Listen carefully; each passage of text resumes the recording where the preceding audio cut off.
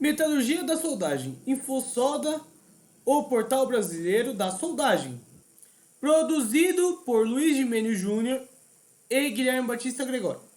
Diagrama de transformação por resfriamento contínuo, TRC. As curvas TRC contribuem para o entendimento do processo de transformação microestrutural. Na maioria dos tratamentos térmicos realizados a transformações de austenita não se dá isotermicamente, mas sim durante um resfriamento contínuo até a temperatura ambiente, como ocorre na soldagem, em que a temperatura está em constante mudança localmente e ao longo da peça que está sendo soldada. Esse diagrama sofre um pequeno deslocamento em relação ao TTT. As curvas TRC ficam um pouco abaixo e à direita das TTT. A figura 10 mostra um diagrama TRC para o aço SAI 1050. A posição da curva TRC é influenciada pelos mesmos fatores citados para o diagrama TTT. Além disso, processos de soldagem com maior aporte de calor aumentam o tamanho de grão. Diagrama TRC para aço SAI 1050, austenitizado a 850 graus Celsius por 30 minutos. O que é um diagrama TRC? TRC vem de transformação e resfriamento contínuo.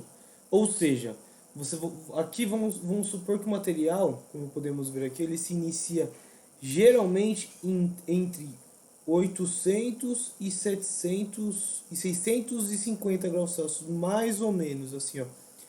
E ele se inicia aqui e ele vai sendo resfriado gradativamente em um período de tempo em logaritmo de acordo com a sua temperatura. Ou seja, vamos supor que você pega um material em 800 graus Celsius e você determina para ele ser resfriado, onde ele começa a ser resfriado gradativamente até 10 sobre 2 de logaritmo, ou seja, 100 segundos, né?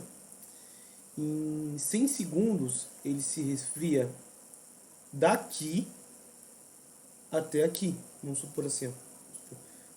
Pegar uma linha mais base aqui, né? Mas vamos supor aqui, ó, vamos pegar o F aqui, ó, onde aqui possivelmente é perlita, né? Como podemos ver o gráfico aqui. É que nesse gráfico a gente não pega como se fosse o gráfico TTT. Vou pegar o gráfico TTT aqui para vocês. O gráfico TTT aqui. Vamos supor que aqui é o gráfico TRC, né? E aí a gente inicia em 700 graus Celsius. Nós iniciamos aqui. E a gente vai ter uma taxa de resfriamento no logaritmo entre 10 a segunda, né? Ou seja, 100 segundos. A gente começa resfriando e ele começa fazendo uma curva. Fazendo uma curva, fazendo uma curva, fazendo uma curva. Até chegar aqui. E ele vai fazendo uma curva assim. Você percebeu quando eu vou fazendo a curva aqui, ele vai chegar aqui, ó, a austenita começa a virar perlita. E aí ela fica mais perlítico do que austenítico, mas ainda continua austenítico. Aí desce aqui e se torna martensita. Ou seja, a estrutura resfriada nesse período ela iria ser martensítica e perlítica, né?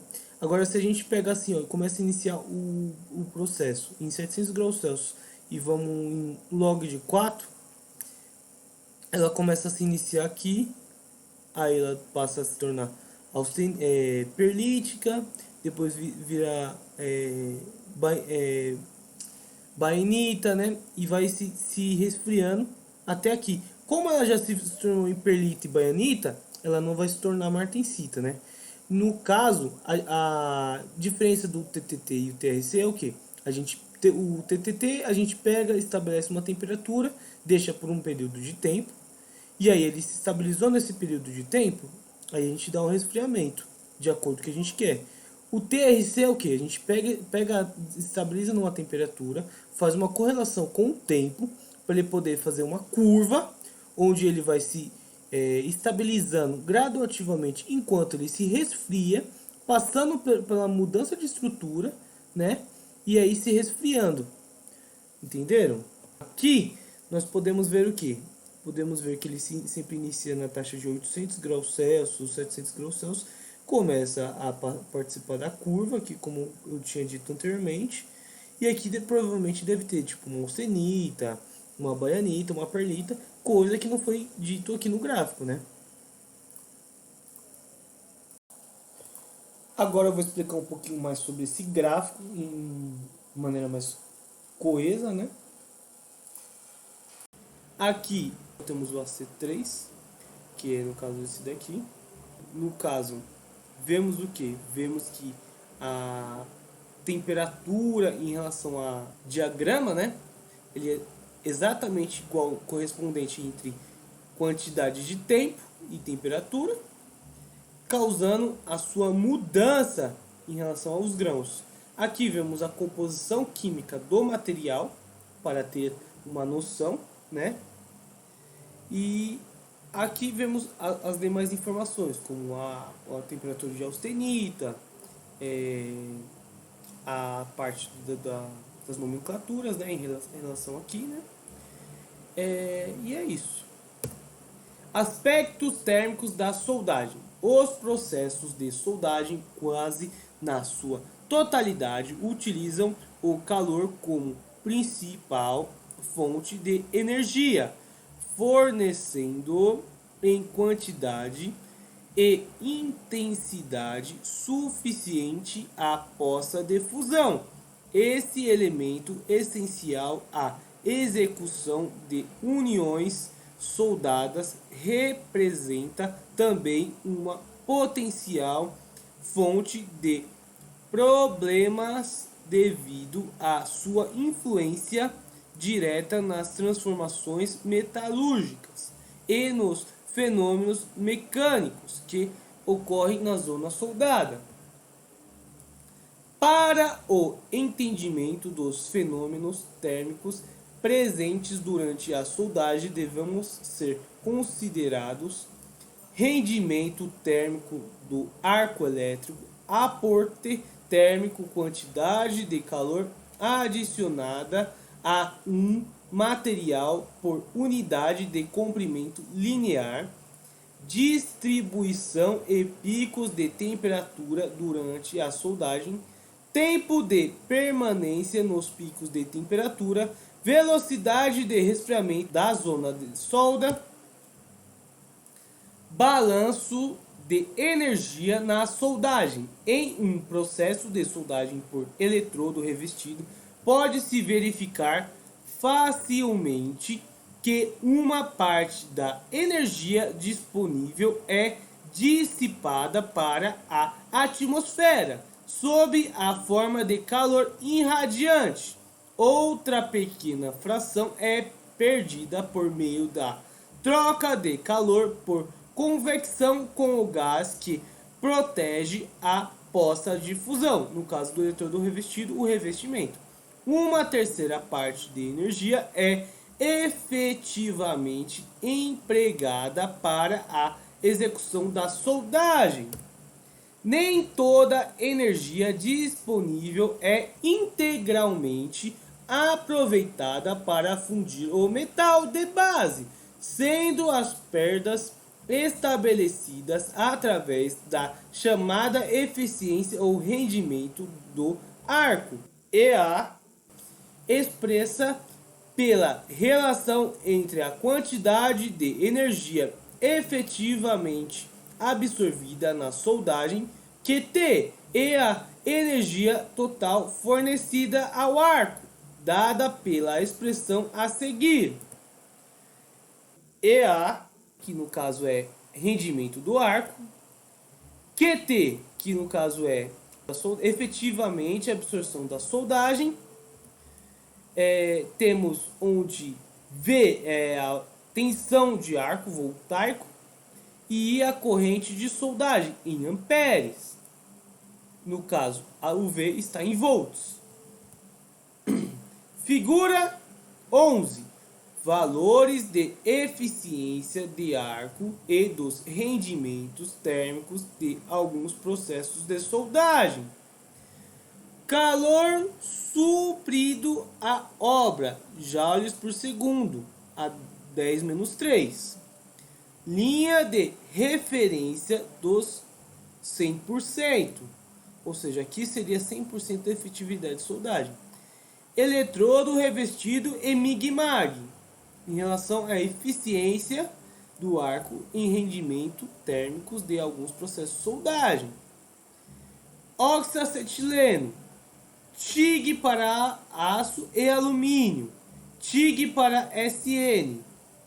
Aqui vemos na parte da figura, né, o gráfico, ele expressa em relação à eficiência, né, que no caso até 10, né, de rendimento em depósito, em parte elétrica também, em relação à parte do calor que é perdido.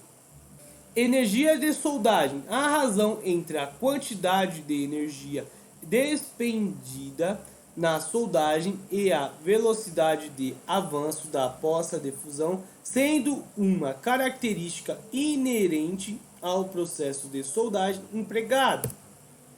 Energia de soldagem, soldagem a arco elétrico, onde energia de soldagem em joules por milímetro. F, eficiência de transmissão de calor. U, tensão em volts. I, corrente em amperes. E V, velocidade linear de soldagem, ou seja, a velocidade que você solda. Tudo isso é gerado para dar a energia de soldagem. Ciclo térmico e repartição térmica. As curvas dos gráficos contribuem para a identificação de pontos importantes dos ciclos térmicos e das repartições térmicas. Ciclos térmicos. A quantidade de calor transferida para a peça soldada é distribuída ao longo de suas dimensões, de forma que, por condução, um mesmo ponto nessa peça passa-se por mudanças de temperatura ao longo do tempo. Figura 12. Ciclo térmico no ponto A. Aqui a gente determina um ponto para poder ver em relação ao tamanho de grão do ponto após o processo de soldagem. Vemos aqui, ó, uma junta onde tem um cordão de solda, houve um acúmulo de energia. Estudado anteriormente pelos gráficos anteriores, por exemplo, o TTT, vemos que o material, quando a gente deposita energia no material, ele muda a sua estrutura, muda o tamanho de grão e outras relações. Vemos aqui, vamos supor o seguinte, que a gente coloca o pontão mais para frente. Aqui o tamanho de grão vai ser diferente em relação ao onde está o ponto A agora. O tamanho de grão vai ser maior aqui por conta do quê? Por conta de mudar tanto sua estrutura, por conta da energia, por conta do calor estar aqui nele, em relação a esse daqui. Tanto quanto se a gente tivesse aplicado o ponto A aqui, o resfriamento dele seria diferente em relação ao ponto A onde está agora. Por conta do quê? Por conta de quanto mais próximo aonde foi depositada a energia principal, que no caso é o cordão de solda, os grãos se modificam conforme e se resfriam conforme estão mais próximos à energia, né? Mais próximos ao cordão de solda. Ou seja, os grãos daqui serão maiores do que em relação aos grãos do ponto A. Aqui nós determinamos pontos simplesmente para saber determinar como funciona a granulometria do material em relação ao seu tratamento térmico, se você quer transformar ele homogeneamente ou o mais próximo possível do material a seu princípio, sem ser soldado, né? Bom, aqui temos um gráfico, né, em relação à energia, que esse símbolo é o símbolo θ, e aqui, no caso, temos o TP e o TR. São simbologias que eu vou explicar em subsequente.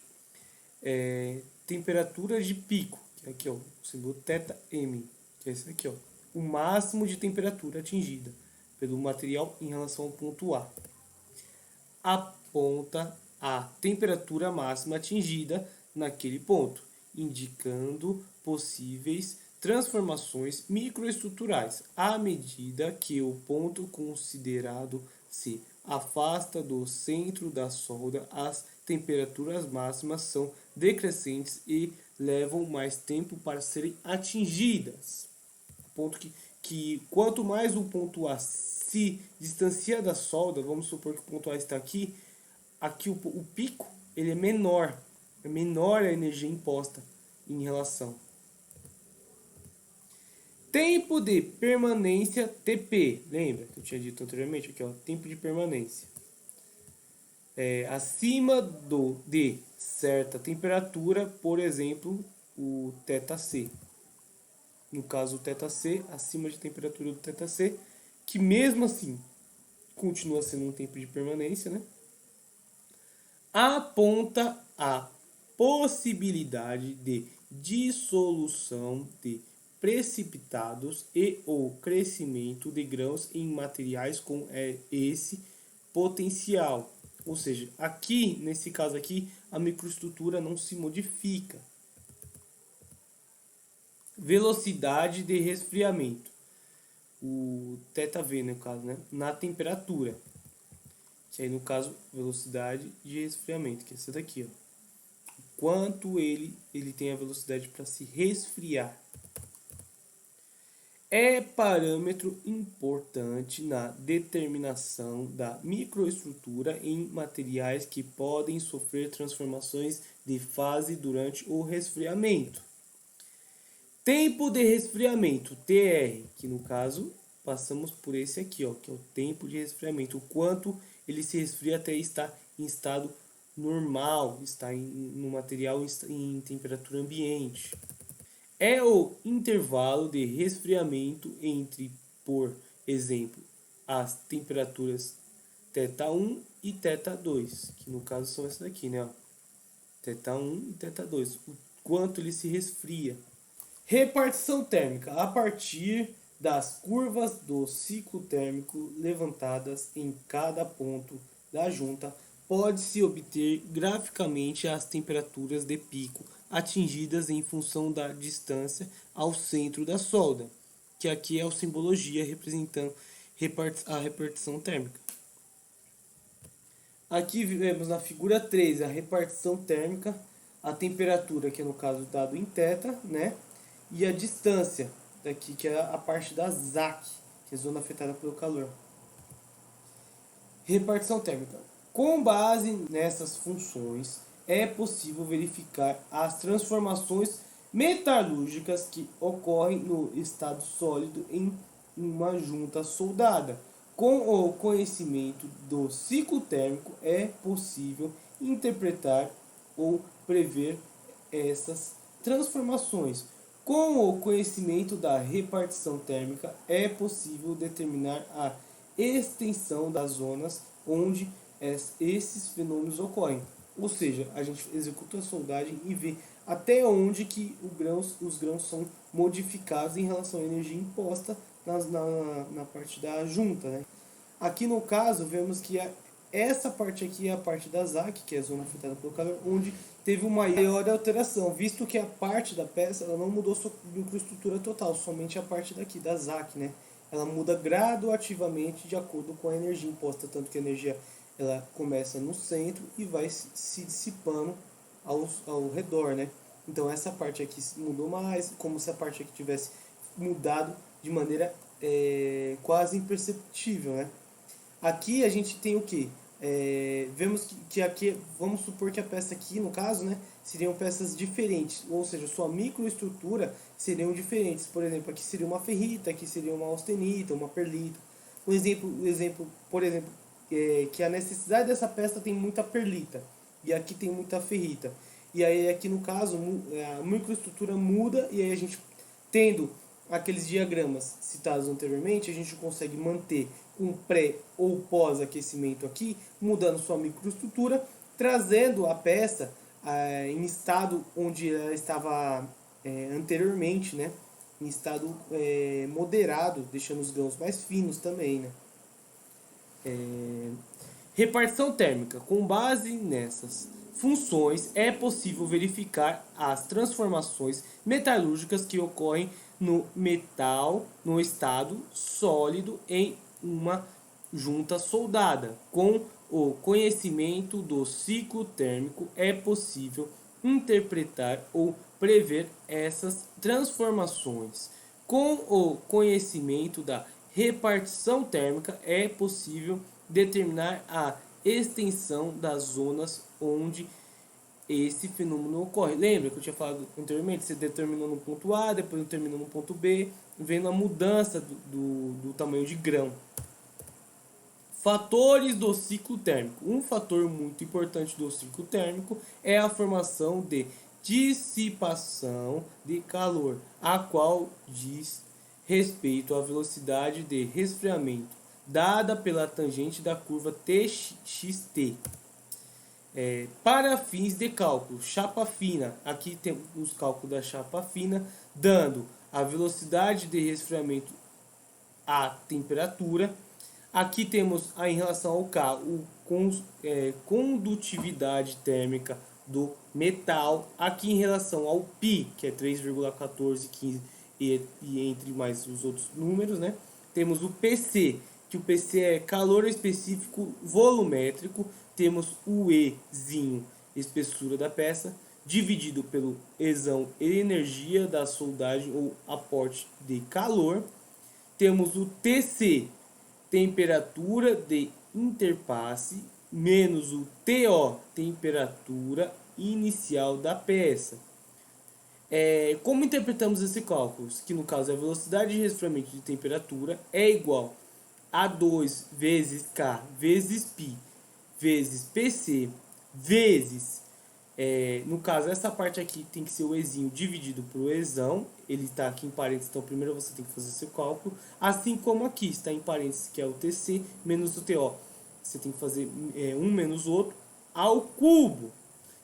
Dado esses resultados, esse resultado é vezes esse, e esse resultado é vezes esse também, né? Que é no caso, consequentemente, tudo aqui está sendo multiplicado. Para chapas grossas, vemos a modificação onde o Ezinho não existe aqui, né? E vemos que tudo isso é dividido pelo Ezão, né? E no caso aqui, de vez estar ao cubo, está ao quadrado. Fatores do ciclo térmico. Para definir se o regime de troca de calor é bidimensional ou tridimensional, chapa fina ou chapa grossa, utiliza-se o fator T, cujos parâmetros são os mesmos definidos acima.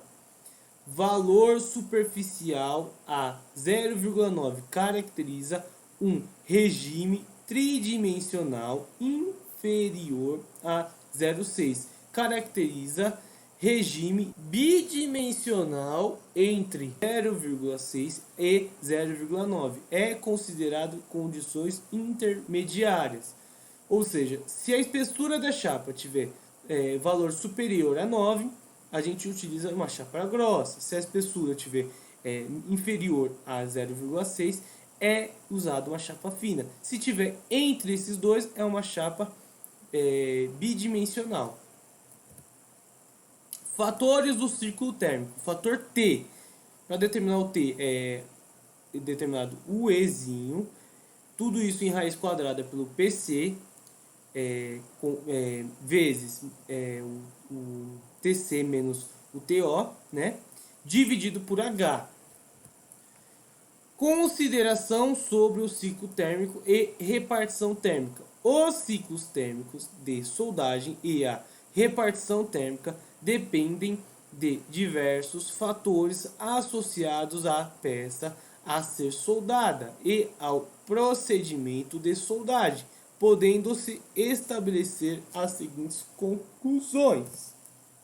Considerações sobre ciclo térmico e repartição térmica. A temperatura máxima e velocidade de resfriamento são parâmetros dependentes das propriedades físicas do material soldado. B. A temperatura máxima atingida é proporcional à energia de soldagem.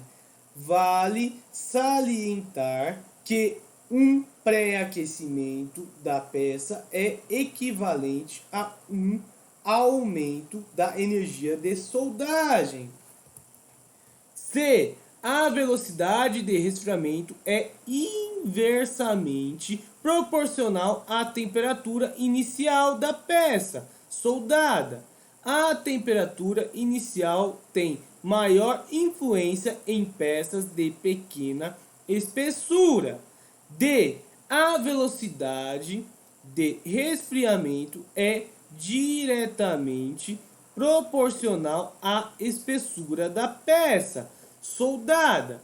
Essa variação tem limite a partir de determinada velocidade de resfriamento. Por mais que aumente a espessura, a velocidade de resfriamento não se altera.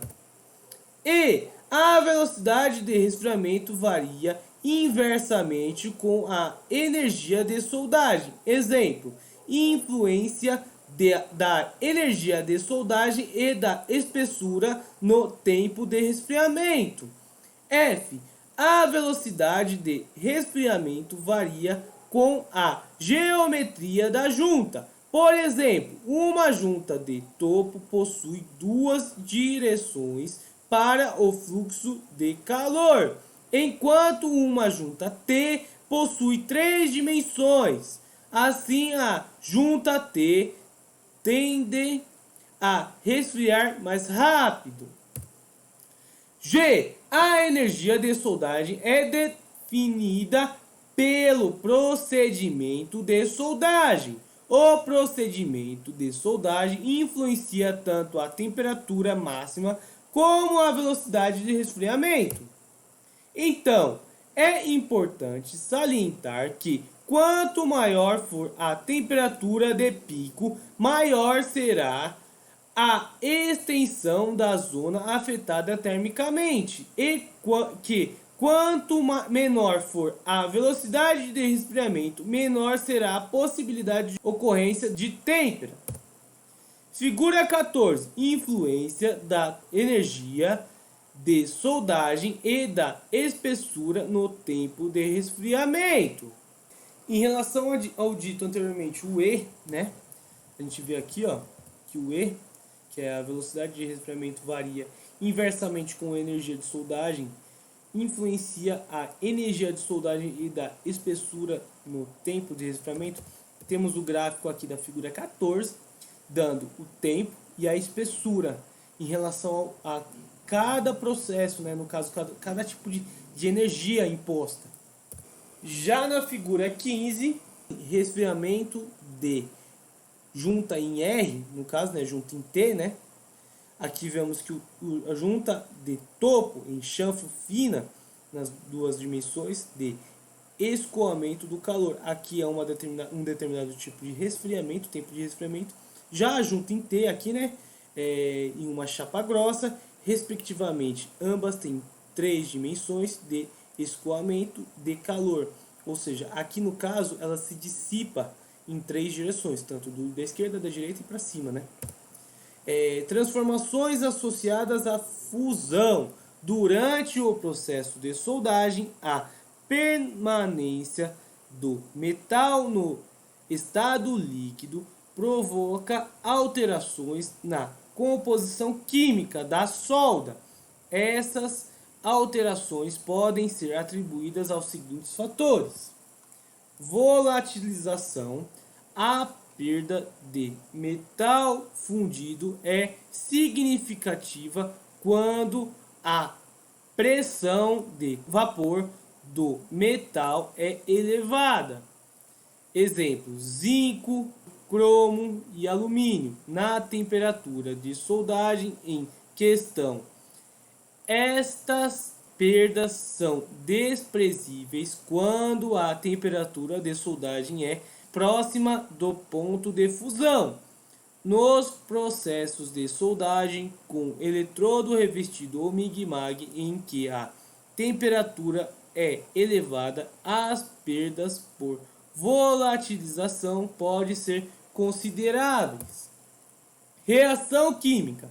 As reações químicas no metal líquido são prejudiciais quando provocam o desprendimento de gases. O contato do metal líquido com a atmosfera, exemplo, na raiz das soldas não protegidas, ou gases ativos, exemplo, processo MAG, provoca a reação entre o óxido de ferro e o carbono do aço, formando monóxido de carbono. Ou seja, se o material for muito bem bruscamente aquecido, muito aquecido mesmo, ele chega a sublimar os seus elementos de liga. Caso isso não ocorra e ele esteja extremamente aquecido em estado líquido, sem uma proteção tanto ou gasosa ou por escória, ele leva-se a se oxidar, ou seja, a uma ele corrói, no caso, né? O produto influencia de maneira significativa a quantidade da solda. Para prevenir essas reações indesejáveis, são utilizados agentes desoxidantes que evitam que o monóxido de carbono fique retido, provocando porosidade. Ou seja, o monóxido de carbono ele fica dentro da peça. A peça está estado líquido, causando poros lá dentro. A adição de elementos desoxidantes possibilitará o aumento dos valores do limite de escoamento e da resistência mecânica da zona fundida. Elementos de liga também podem ser adicionados à poça de fusão através de reações entre ferro, ligas contidas em revestimentos e fluxos presentes no metal de adição e o metal líquido. Absorção de gases. O metal líquido da solda pode dissolver gases, principalmente o hidrogênio, resultante da decomposição do vapor de água no arco elétrico, que promovem da umidade absorvida pelo fluxo e eletrodos da água, de cristalização de alguns componentes e dos produtos da combustão de substâncias orgânicas constitutivas dos revestimentos. A abrupta variação de solubilidade decorrente da rapidez de solidificação na soldagem a arco provocam a supersaturação de hidrogênio na solda, podendo ocorrer fissuração a frio, que é a fissuração após o resfriamento da solda. Figura 16. Curvas de Sieverts. Variação da solubilidade de hidrogênio com a temperatura. Teor de hidrogênio dissolvido. Temperatura de fusão. A temperatura em estado líquido. Vemos o teor de hidrogênio, que é no caso o H. Aqui vemos a temperatura de fusão, um material em estado líquido com a sua dissolução em hidrogênio. Aqui vemos a ferrita delta, a austenita e a ferrita alfa, e o material em estado sólido. Diluição. Entenda-se por diluição a quantidade de metal de base que se funde e participa da constituição do metal de solda. A composição química de uma solda é o resultado da composição química do metal de adição depositado e da parte diluída do metal de base na constituição da zona fundida. Figura 17, diluição. Aqui vemos os tipos de cordão de solda, né, que às vezes são superficiais, ou então aqui na parte onde ele se dilui com material de adição. Aqui vemos a parte do cordão, o material de adição e o metal de base diluídos. Aqui vemos a taxa, onde o A se refere à área de secção transversal da zona fundida. O B, área de participação do metal de base na secção transversal da zona fundida. Percentual de diluição do metal de base no metal de solda. Aqui é o percentual, quanto o material se diluiu. Diluição. O coeficiente de diluição varia em função do processo e do procedimento de soldagem. Com eletrodos revestidos, por exemplo, a diluição é de ordem de 10% a 30%. Já na soldagem a arco submerso pode-se atingir até 80%. A necessidade de simulação e teste do procedimento de soldagem antes da fabricação de equipamentos deve-se à importância de prever as propriedades do metal de solda, o qual terá características próprias, podendo diferir significativamente dos metais envolvidos antes da soldagem. O controle da diluição é de extrema importância na soldagem de materiais dissimilares, na deposição de revestimentos especiais sobre uma superfície metálica, na soldagem de metais de composição química desconhecida, caso muito comum na soldagem de manutenção e na soldagem de materiais que têm um alto teor de elementos prejudiciais à zona fundida, como o carbono e o enxofre. Solidificação da zona fundida. A solidificação na zona fundida é um processo que envolve mudanças na estrutura cristalina e, no caso de ligas metálicas, há também a mudança de composição química. O processo de solidificação na zona fundida obedece aos seguintes fenômenos: crescimento epitaxial. Em soldagem, a estrutura de solidificação se desenvolve como um prolongamento de grãos da zona de ligação. Os grãos se solidificam adotando a mesma orientação cristalina dos grãos parcialmente e não fundidos. Os contornos de grãos ultrapassam a zona de ligação, assegurando a continuidade metálica entre a zona fundida e o metal de base. O tamanho de grão do metal de solda também depende diretamente da granulação da zona de ligação, que por sua vez é grosseira em virtude das altas temperaturas atingidas durante o processo de soldagem. Figura 18. Influência da orientação dos grãos do metal de base sobre a estrutura de solidificação da zona fundida. Aqui vemos o metal de base de acordo com a sua granulometria, o gradiente da extração de calor zona de ligação, aqui onde vemos a parte A, B e C, diferentes tipos de zona de acordo com o calor, né? Zona fundida, né?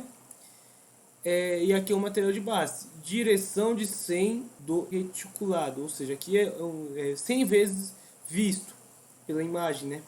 Crescimento competitivo de grãos. Os grãos obedecem a um crescimento competitivo a partir da orientação pré-determinada pelo metal de base.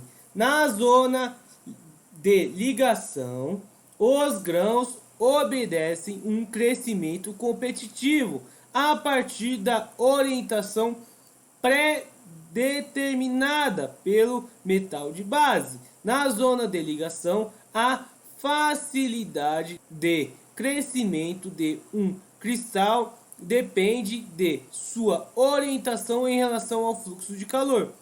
No caso, o crescimento competitivo dos grãos seria como se fosse o quê?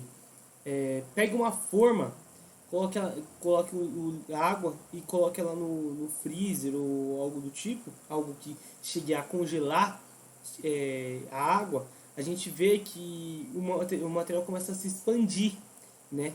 Por conta da diferença de camadas. Então imagine você colocar um material em estado líquido e depois ele solidificar em temperatura ambiente, ele vai como se tivesse excessivo, né? Por isso que há uma competição de grãos.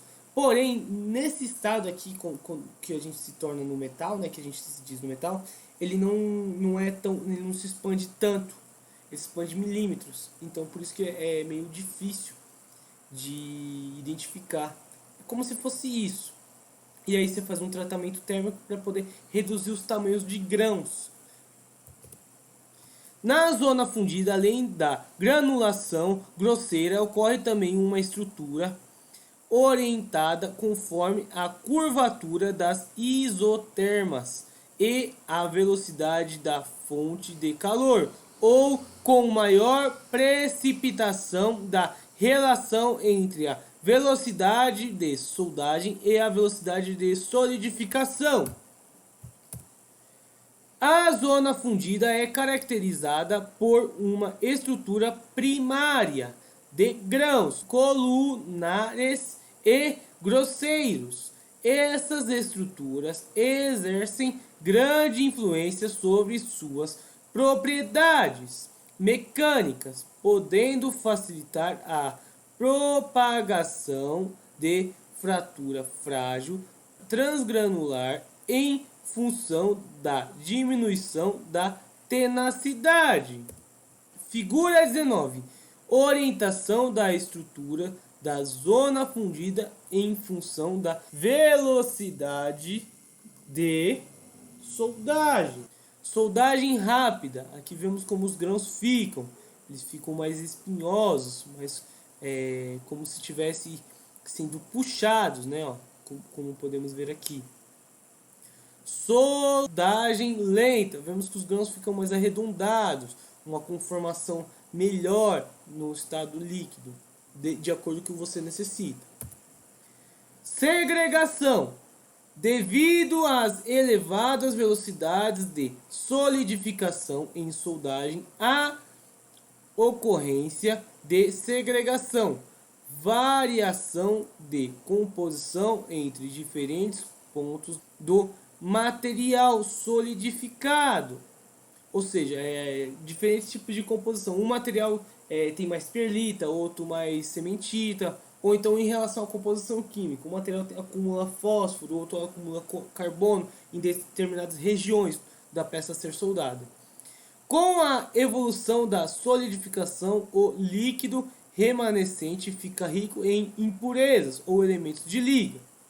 Quando as velocidades de soldagem são muito altas, favorecem a formação de severas segregações no centro do cordão de solda, o que aumenta ainda mais a suscetibilidade do material a trincamento, a quente.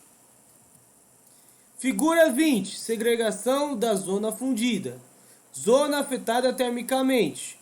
zona fundida, zona de ligação. Aqui vemos o que, ó?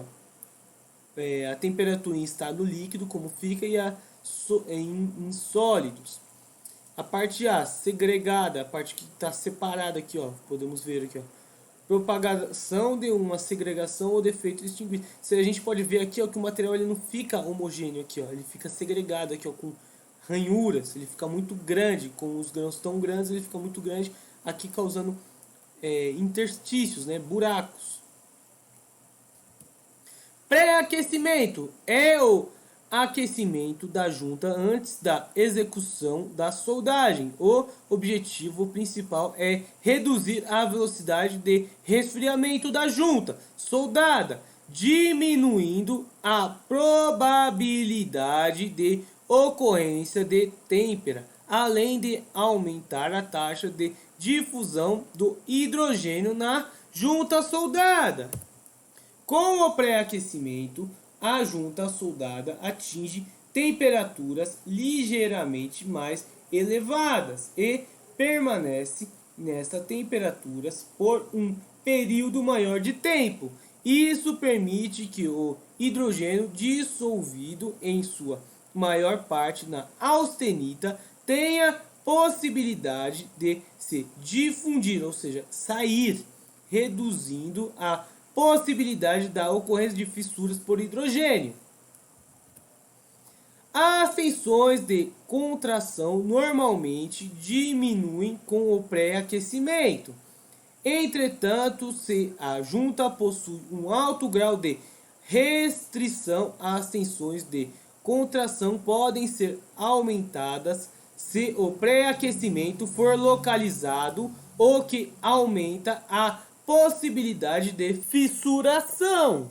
Lembra que eu tinha dito anteriormente aqui em relação a colocar água numa travessa e aí ela começa a expandir, né? Ser maior que a travessa? Então é mesmo o princípio, basicamente.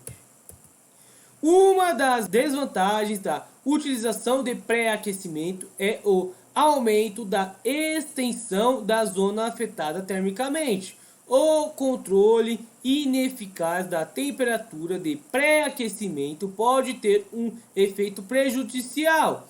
É o caso da soldagem de aços com 16% de cromo, nos quais um pré-aquecimento excessivo pode ocasionar a formação de fase de baixa tenacidade.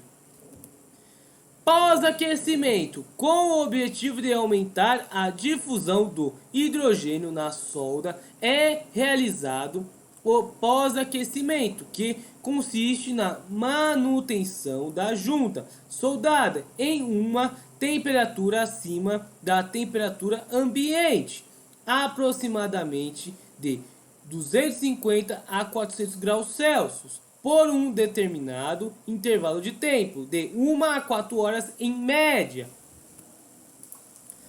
A variação dos parâmetros tempo e temperatura se dá de acordo com o material e a espessura da peça. O pós-aquecimento deve ser iniciado logo após o término da soldagem de materiais e não permitir o resfriamento da junta soldada. Apesar de o pós-aquecimento ser executado em temperatura relativamente baixa, na maioria dos casos, ele não provoca alívio de tensões, exceto em materiais que sofram temperatura. Quando mal executado, o tratamento térmico pode resultar em um abaixamento excessivo de dureza. Trincas induzidas pelo hidrogênio. Fissuração a frio. De todos os tipos de trincas, a fissuração a frio representa uma das mais críticas, surgindo principalmente na ZTA, zona termicamente afetada, região de crescimento de grãos, mas pode ocorrer também na ZF, zona fundida, ou mesmo no metal de base. Seu aparecimento pode ocorrer até 48 horas após o término da soldagem. Devido a esse fato, a inspeção com ensaios não destrutivos é geralmente recomendada. Essa recomendação é aplicável apenas às soldas sem pós-aquecimento. A trinca a frio induzida por hidrogênio ocorre em função da presença simultânea das seguintes condições: fatores da causa: hidrogênio difundido no metal fundido, tensões residuais trativas, microestrutura suscetível, baixa temperatura. Hidrogênio. A quantidade de hidrogênio absorvida durante a soldagem é gerada principalmente pela decomposição da umidade presente no revestimento de eletrodos ou nos fluxos, pela presença de umidade e contaminantes, tais como graxa, tinta, óxidos hidratados, etc., na superfície da junta, pela decomposição de material orgânico presente no revestimento dos eletrodos e pela contaminação de vapor de água nos gases de proteção. Ou seja, quando você vai executar a soldagem, se não há uma proteção adequada com presença de água, né, gera uma difusão de hidrogênio na peça. Né? O hidrogênio sempre será um vilão por conta das trincas a frio, que nem tinha dito anteriormente. Tensões residuais. Um maior nível de tensões de tração favorece a formação de trincas. Baixa temperatura. O problema ocorre em geral em temperaturas entre 100 graus Celsius e a temperatura ambiente, ou seja, aqui no Brasil utilizamos a temperatura ambiente como se fosse mais ou menos 20, 22 graus Celsius, dependendo da região que você reside. Microestrutura sensível. A martensita é o constituinte microestrutural mais sensível à tensão trativas. Esta sensibilidade é maior com o aumento do teor de carbono no aço, sendo os aços temperáveis os mais suscetíveis a este problema. Trincas induzidas pelo hidrogênio. Fissuração a frio. A ação simultânea desses fatores é responsável pela formação de trincas que se manifestam. A têmpera poderá ser inevitável, como no caso dos aços liga, ou por descuido, por exemplo, em peças pré-aquecidas incorretamente. Então, descontinuidades como mordeduras, falta de penetração e inclusão são defeitos que podem ocorrer durante o processo de soldagem e funcionam como concentradores de tensão no material. Assim, quando o hidrogênio difundido no material acha tais descontinuidades, provoca tensões trativas, podendo levar a trincas severas e, consequentemente, a falha de peças em questão. Ou seja, para você executar uma trinca a frio, é necessário uma difusão de hidrogênio, martensita e tensões residuais. Isso daí são as coisas que nós devemos evitar para uma trinca a frio. Não, seja exercida, não ocorra.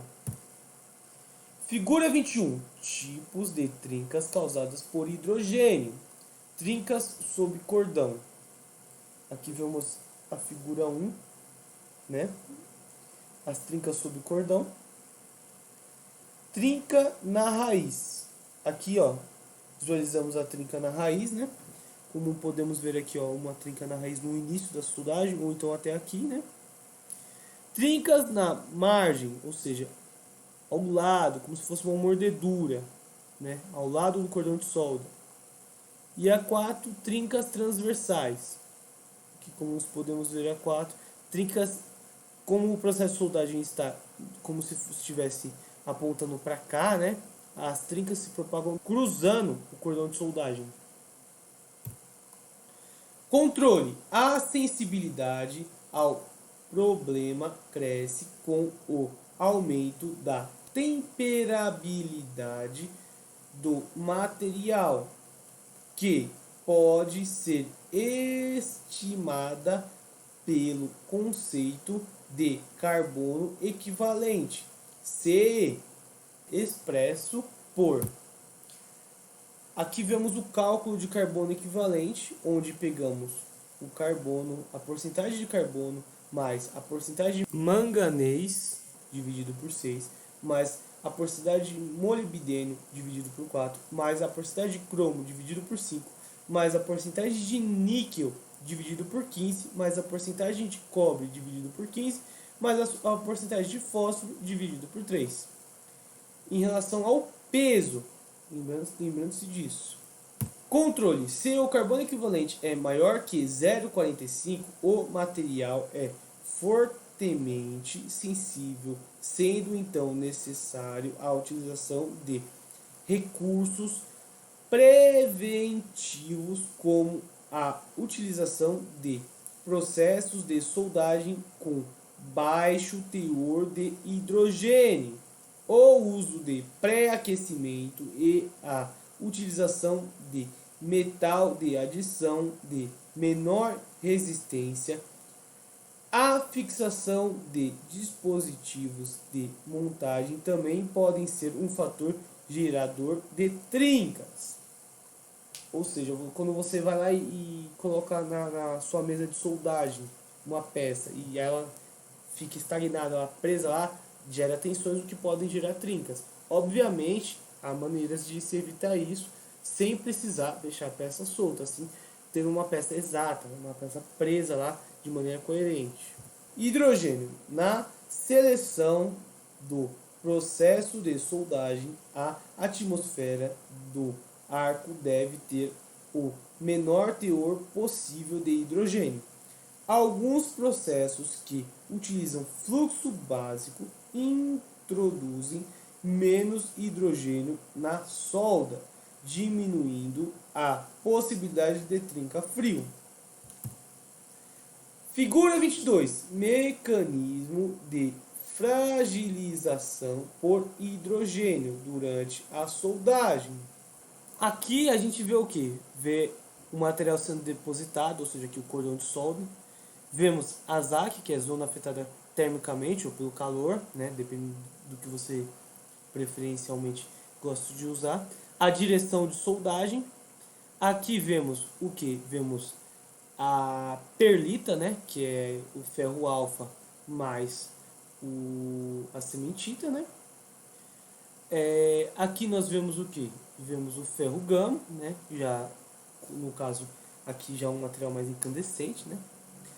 A parte do H aqui representa o hidrogênio, a setinha mostrando ele se deslocando, né? O hidrogênio se deslocando. Vemos aqui a poça de fusão, o material em estado líquido. E aqui vemos a martensita, né? Que é o M. Aqui na figura ela demonstra o que? Demonstra quando você executa o cordão de solda depositando hidrogênio, né? O consumível aqui ele está úmido, né? Está molhado, ou então uma peça foi resfriada com água ou algum material orgânico, tal como óleo. Você deposita hidrogênio na peça. Você depositando hidrogênio na peça, a peça começa a gerar trincas a frio, né? Que nem dito anteriormente. Com a martensita, por conta da têmpera, né? Por conta do estado líquido de resfriamento abrupto, ou então algo, um tipo de resfriamento que seja incoerente para a peça, criando martensita, martensita mais hidrogênio gera uma trinca, ou seja, essa parte aqui, ó, ela será executada uma trinca frio posteriormente. Tensões. A realização de soldagem com o menor grau de restrição possível é uma medida útil, pois o tensionamento causado pela restrição na montagem de juntas soldadas soma-se ao efeito do hidrogênio aprisionado nas descontinuidades do material, favorecendo a trinca por hidrogênio. Ou seja, a gente vê a deposição de hidrogênio aqui, a martensita. O material, ele tendo tensões, vai criar fissuras, né? Por conta das tensões, aquela parte ali em relação à martensita gera uma fissura. O material fica lamelar, né? Fica com lamelas dentro dele. E o hidrogênio vai fazendo essas lamelas se propagarem, criando uma trinca. Temperatura. Manter a solda a uma temperatura adequada que permita a difusão do hidrogênio. Além disso, outras medidas são utilizadas. O pré-aquecimento, o controle de temperatura de interface e de pós-aquecimento, geralmente de 200 a 300 graus Celsius. Tabela 1. Evolução do hidrogênio das soldas. Processos. Aqui vemos os tipos, o processo de eletrodo revestido e o processo TIG. Com os consumíveis, como 6010, 6012, 6015. E aqui TIG utilizando argônio, provavelmente sem vareta de adição, né? Aqui vemos o processo de soldagem, solda líquida, né? Liberado nas primeiras 24 horas, aqui vemos, né? E aqui liberado nos 20 dias subsequentes. E aqui os residuais, ou seja, aqui a taxa de hidrogênio liberado, né? No caso, a gente vê que o 6010 em relação ao hidrogênio tem um acúmulo maior de hidrogênio, né? Como podemos ver aqui em tudo, que é 66% de taxa de hidrogênio, né? Liberado, né? Como podemos ver aqui. Agora vemos aqui que a TIG é uma taxa menor, uma taxa mais baixa, né, em relação aos demais processos, né. Com o eletrodo revestido, ele tem o problema de acumular muito hidrogênio. Então, os exames radiográficos não permitem detectar certos tipos de trincas, especialmente as sob cordão, sendo necessário a utilização de ensaio por ultrassom. De coesão lamelar ocorre em aços estruturais laminados em juntas em ângulo com espessuras típicas entre 12 mm e 60 mm. A fissura possui a forma de degraus paralelos à direção de laminação do metal de base e a linha de fusão. A trinca localiza-se no metal de base e é paralela e próxima à ZAT, zona termicamente afetada. Ou seja, as fissuras lamelares, as trincas lamelares, elas são próximas à zona afetada termicamente, né? E elas têm o tamanho, a espessura delas de 12 a 60 milímetros. Figura 23. Trincas provocadas por fissuras lamelares. Aqui vemos os tipos de trinca. A gente executa o processo de soldagem aqui e ela fica na peça. Como podemos ver aqui, ela fica na peça. Lembrando que essas trincas lamelares, elas como se fossem escadinhas. Elas começam assim, descem um pouco, começam assim, descem um pouco, começam assim, descem um pouco. Escadinhas, assim.